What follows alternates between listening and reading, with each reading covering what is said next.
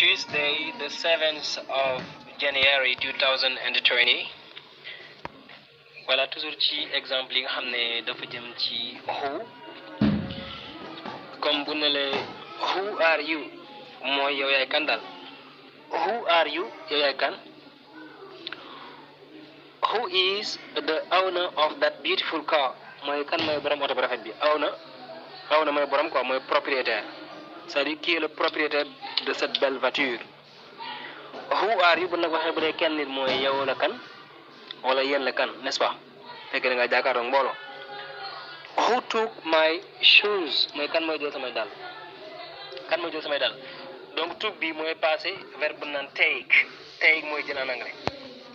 xam naa ne verbe yi nga xam ne dafay faral di soppeeku lu bari sax day dinaa si ñëwaat bu baax parce que mën koo xam fii tey ba léegi mu soppeeku doo ko xam. So who took my shoes kan mooy jël samay dàll. Who are those people boo ne who are those people mooy ñeenee ñan la. ok who is your English teacher mooy kan mooy sa professeur d'anglais. Who is coming mooy kan mooy ñëw wala kuy ñëw.